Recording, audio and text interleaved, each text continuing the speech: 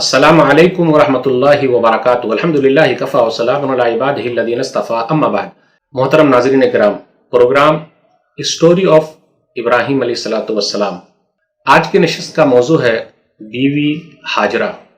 ہاجرہ کے بارے میں ہم جانتے ہیں کہ وہ سارہ کو ملی تھی جو ابراہیم علیہ السلام کی پہلی بیوی ہیں، لیکن پھر کیسے ہاجرہ کے ساتھ ابراہیم علیہ السلام کی شادی ہو گئی اس کا ذکر قرآن اور حدیث میں نہیں ہے۔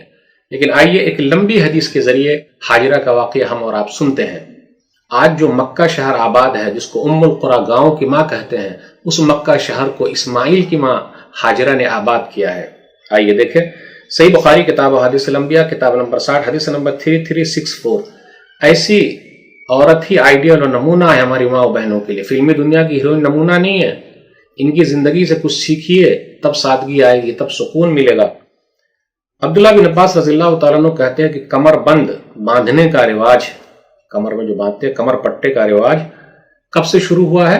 ہاجرہ علیہ السلام سے شروع ہوا ہے، ہاجرہ سے شروع ہوا ہے۔ ابراہیم علیہ السلام اپنی بیوی ہاجرہ اور اسماعیل اپنے بیٹے کو لے کر چلے۔ اسے یہ پتا چلا اسماعیل علیہ السلام بڑے ہیں اور اسحاق علیہ السلام چھوٹے بیٹے ہیں۔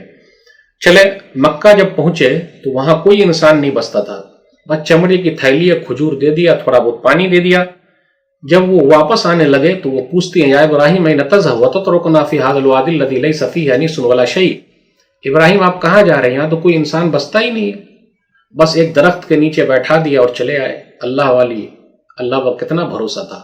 آج ہماری ماں و بہنوں کے دلوں میں اللہ کی محبت ایسی بیٹھ جائے، دنیا کی کوئی طاقت کچھ نہیں کر سکتی ہے۔ آپ دیکھ لیجئے، بولے باپ سہارا، بھائی سہارا، شوہر سہارا نہیں، اللہ کا سہارا۔ 3 مرتبہ پوچھا، مرارن کہا جا رہا، بار بار پوچھا کہاں جا رہے ہیں کہاں جا رہے ہیں۔ اس سے یہ پتا چلا شوہر کا نام لے لیا تو نکاح نہیں ٹوٹا۔ اپنے یہاں کیا رہے، شوہر کا نام لے لیا تو نکاح ٹوٹ جاتا ہے نا۔ تو بار بار پوچھا، پھر اس کے بعد وہ خود کہتی ہے، اللہ امرک بہذا، کیا اللہ نے آپ کو حکم دیا ہے؟ تو وہ کہتے ہیں نام، ہاں۔ ابراہیم علیہ السلام معلوم ہے اس عورت نے کیا کہا، اذن لا یضیعنا، تب تو اللہ تعالی ہم کو برباد نہیں کرے گا۔ بیچاری کی پہلی رات کیسی گزری ہوگی؟ کوئی گھر نہیں ہے، کوئی واشنگ مشین نہیں ہے، کوئی انسان نہیں ہے، بس وہ ہے اور اس کا بچہ ہے۔ آج دیکھ لیجئے، مکہ جا کے دیکھیے، مکہ شہر جو آباد ہوا ہے اسماعیل علیہ السلام کی ماں ہاجرہ نے آباد کیا ہے۔ پھر اس کے بعد کھجور بھی ختم ہو گیا، پانی بھی ختم ہو گیا۔ اسماعیل علیہ السلام دودھ پی رہے ہیں، پاؤں رگڑتے ہیں پیاس کے مارے۔ اب وہ صفا پہاڑ پہ چڑھیے، ابھی تو پہاڑ بہت نیچے ہو گیا ہے۔ جو لوگ حج اور عمرہ کرنے گئے ہیں وہ دیکھے ہوں گے، صفا پہ چڑھیے، صفا سے مروہ، مروہ سے صفا، صفا سے مروہ، مروہ سے صفا، 7 چکر لگائے۔ پہاڑ بھی کتنا اونچا، کتنی بہادر عورت ہے وہ۔ آج کل ہماری کچھ مائیں بہنیں، بیٹیاں چھپکلی سے گھر کے اندر ڈر جائیں، سانپ سے گھبراہٹ ہو جائے، وہ عورت کتنی بہادر عورت تھی۔ اللہ والی عورت کو اللہ تعالیٰ اسی طرح ہمت دے دیتا ہے۔ 7ویں چکر میں فرشتے آئے اور اپنا پنکھ مارا یا پیر مارا تو زمزم نکلا، پانی نکلا۔ تو وہ آئی اور پانی کو گھیرنے لگی۔ نبی صلی اللہ علیہ وسلم فرماتے ہیں، فَذَلِكَ سَعْيُ النَّاسِ بَيْنَهُمَا، کہ صفا و مروہ میں جو اس عورت نے چکر لگائے تھے اللہ کو یہ ادا پسند آ گئی۔ اللہ نے اس ادا کو حج اور عمرے میں رکھ دیا۔ جو حج اور عمرہ کرنے جائے گا، اگر صفا و مروہ میں چکر نہیں لگائے گا تو اس کا نہ حج ہوگا نہ عمرہ ہوگا۔ ایک عورت کی یادگار ہے۔ اس کے بعد زمزم کو دیکھا تو وہ گھیر رہی ہیں۔ نبی صلی اللہ علیہ وسلم فرماتے ہیں کہ اگر وہ نہ گھیرتی تب تو یہ بہنے والا چشمہ ہو جاتا۔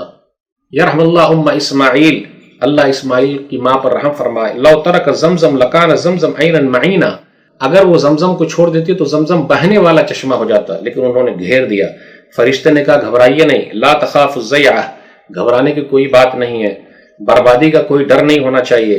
یہاں پر اللہ کا گھر ہے۔ یبنی ھذا الغلام و ابوہ، یہ بچہ اور اس کا باپ جو ہے اس گھر کو بنانے والے ہیں۔ وَإِنَّ اللَّهَ لَا يُضِيعُ أَهْلَهُ، اور اللہ تعالیٰ ان کے گھر والوں کو برباد نہیں کریں گے، اس لیے گھبرانے کی ضرورت نہیں ہے۔ قبیلہ جرہم کا وہاں سے گزر ہوا تو ان لوگوں نے دیکھا، ارے پرندے جو ہیں وہ اوپر گھوم رہے ہیں۔ تو پرندے کا مطلب ہوتا ہے کہ پانی جہاں وہی پرندے چکر لگاتے رہتے ہیں۔ تو 1-2 آدمی کو بھیجا تو کہا ہاں وہاں تو پانی ہے لیکن ایک عورت بیٹھی ہوئی ہے۔ تو اس عورت سے پوچھا جو ہاجرہ تھی، کیا ہم یہاں کے بس سکتے ہیں؟ تو انہوں نے کہا ہاں، نعم ولکن لا حق لکم فی الماء، لیکن تم لوگوں کا حق پانی پر نہیں ہوگا۔ اسماعیل علیہ السلام کی ماں ہاجرہ کو پڑوسی لوگ مل گئے، انسان کی موجودگی ان کو اچھی لگی۔ قبیلہ جرہم کے لوگ وہاں آ کے آباد ہو گئے۔ اس کے بعد اسماعیل علیہ الصلوۃ والسلام نے عربی سیکھ لی، بڑے خوبصورت تھے، قبیلہ جرہم کی ایک عورت سے ان کی شادی ہو گئی۔ حدیث میں بیان کیا جا رہا ہے کہ اسی درمیان ہاجرہ کا جو ہے وہ انتقال ہو گیا۔